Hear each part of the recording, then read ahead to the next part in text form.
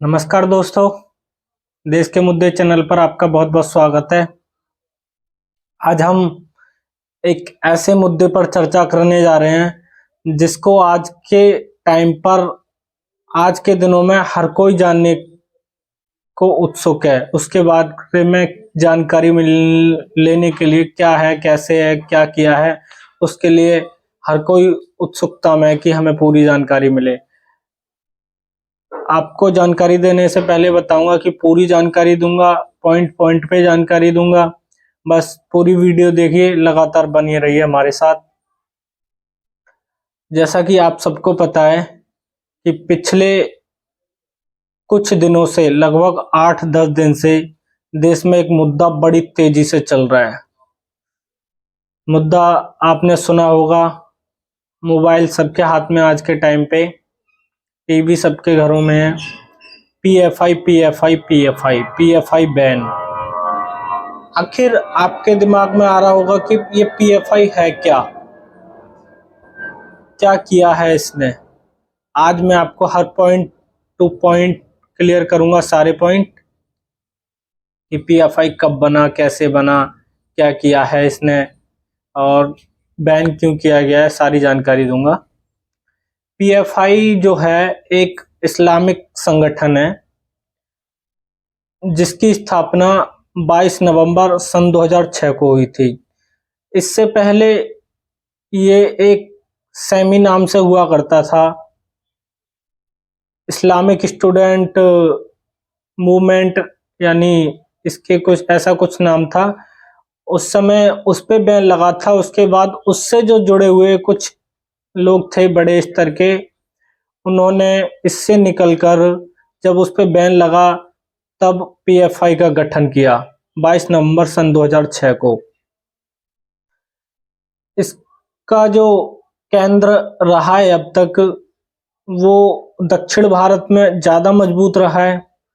भारत के अब तक 23 राज्यों में ये पूर्ण रूप से सक्रिय है, पूरी तरह से काम कर रहा है 23 राज्यों में। हुआ क्या है, जैसा कि पीएफआई पे अभी कार्रवाई क्यों हुई है, आपको बता दूं। 12 जुलाई को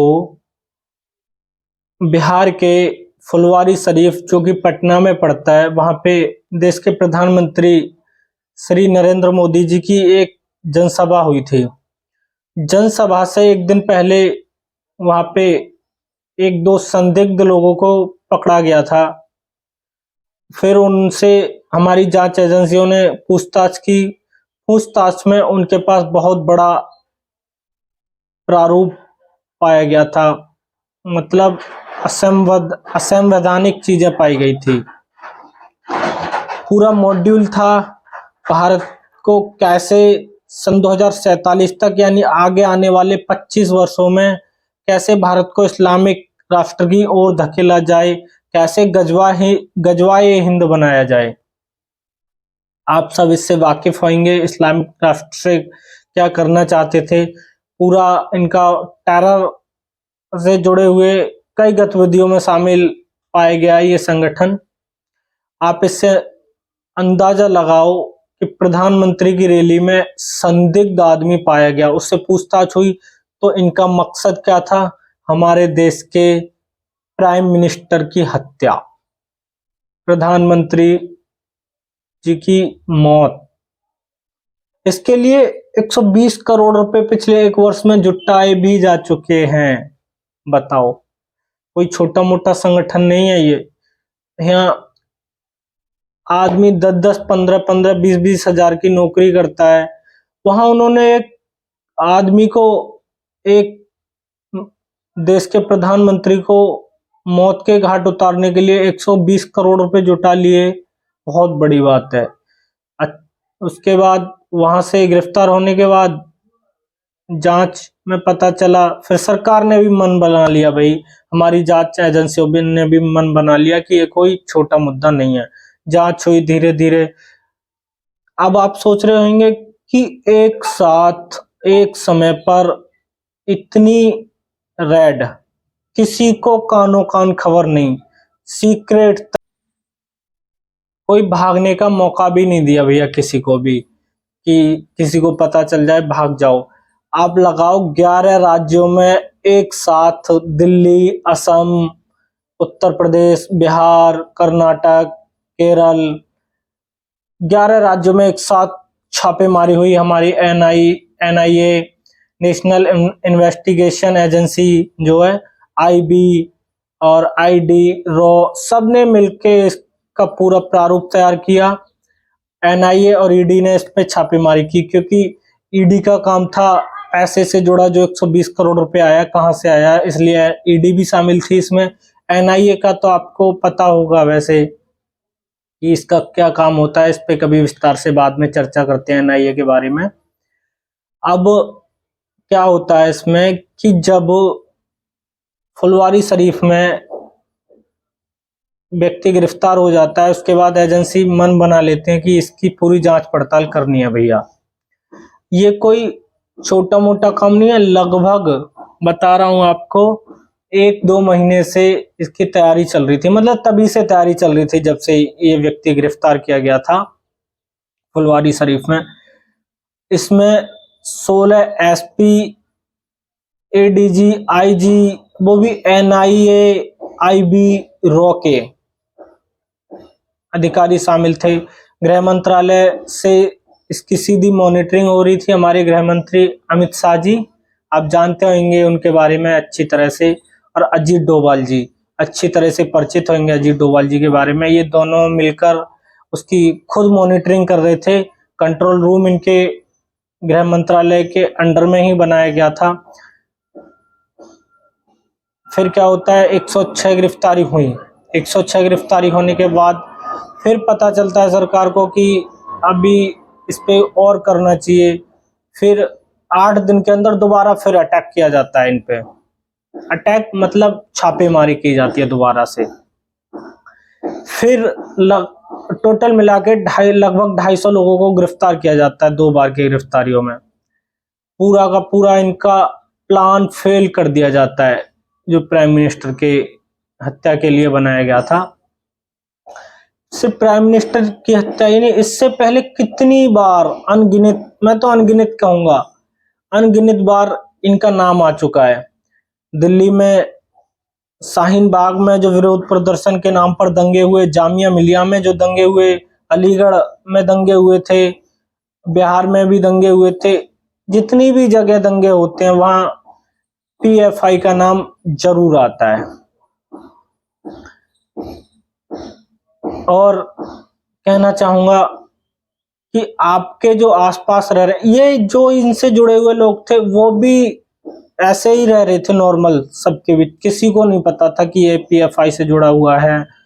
और वैसे आपके बीच भी हो सकते हैं भैया, इसलिए टाइम बम बोलूंगा, ये टाइम पे फटते हैं। टाइम, अपना टाइम देख रहे हैं, इसलिए टाइम बम में सतर्क रहिए, बच के रहिए। अब पीएफआई का कैसे काम कर रहा था ये, इसके बारे में भी थोड़ा बताता हूं। पीएफआई जो काम कर रहा था, ये एक इस्लामिक संगठन है वैसे, लेकिन ये एक एनजीओ के नाम पे काम कर रहा था कि हमारा एक एनजीओ है। लेकिन इससे एनजीओ के नाम पर भी ये राजनीति करते थे। इनके कई पार्षद हैं दक्षिण राज्यों में, कई पार्षद और कई वार्ड मेंबर, ये छोटे मोटे अभी मतलब बड़े हो जाते भाई, अभी स्टार्टिंग कर रहे थे राजनीति में। ये इनसे जुड़े हुए थे। स्टूडेंट विंग है इनके पास, महिला विंग है, कई सारे धार्मिक भी हैं, और कानूनी सलाह के लिए भी विंग है। अलग अलग इन्होंने अपने संगठन के अलग अलग विंग बना रखे थे। इसमें मौलवी, मौलाना, वकील और टीचर आदि भी जुड़े हुए थे, जो इनके धार्मिक तरीके से ब्रेन वॉश हो चुका था उनका।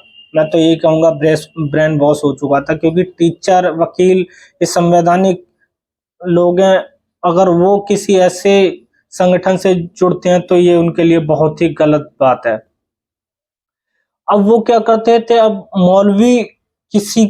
मौलवी को तो ये लोग बुरा नहीं मानते। मौलवी के पास सब लोग, ये मस्जिद मदरसों में जाते हैं, इमामों के पास, मौलवियों के पास, वो नॉर्मल तरीके से रहते थे। इनका धीरे धीरे जो लोग जुड़ते जाते, ब्रेन वॉश करते जाते, उन्हें उनसे जोड़ते। इनका जो असली मकसद था वो भारत को इस्लामिक राष्ट्र बनाना है, भारत में शरिया कानून अपने तरीके से लाना है। अब ये धीरे धीरे राजनीति में घुस रहे थे, धीरे धीरे बढ़ने की कोशिश कर रहे थे। और इनका जो पीएफआई का चीफ पकड़ा गया है, आमा क्या नाम है उसका, ओमा सालम पकड़ा गया है दिल्ली से। वो पिछले कुछ समय से 7 खाड़ी देशों की यात्रा कर चुका था। अब खाड़ी देशों की यात्रा से मैं बताता हूँ, जो खाड़ी देश अरब देश हैं, वहां से पीएफआई को फंडिंग होती थी, मतलब पैसा वहां से भी आता था इनको। एनजीओ के नाम पर एक परवेज नाम का सफीक और परवेज नाम के 2 व्यक्ति हैं जो अबू धाबी में रहते हैं।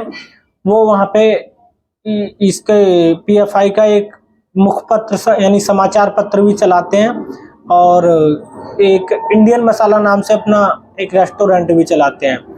वहां से वो हवाला के जरिए पैसा इंडिया में भेजते थे कि वहां पे इकट्ठा करते थे भाई कैसे भी, फिर वहां इंडिया में आता था पैसा। सरकार बोलते थे कैसे आया, तो भैया वो दिखाते थे कि एनजीओ के नाम पे आ रहा है या हमें मदद कर रहे हैं लोग कि आप लोगों की मदद करो।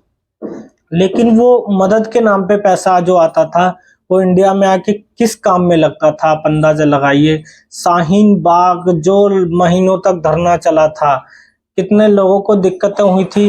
भारत में जो अमेरिका के राष्ट्रपति डोनाल्ड ट्रंप आए थे, उनके समय पे दिल्ली में दंगे हुए थे, भारत की छवि को इतना नुकसान पहुंचाया गया था अंतरराष्ट्रीय स्तर पर, वो पीएफआई के द्वारा पहुंचाया गया था। ऐसा नहीं है कि इस पे अभी एक्शन हुआ है, एक्शन सन 2013-2010 में भी हुआ था, लेकिन बैन नहीं हुआ था। वहां क्या होता था, अब मैं कम संक्षिप्त वर्डों में बताऊं, मिली जुली बातें थी तो एक्शन नहीं होता था।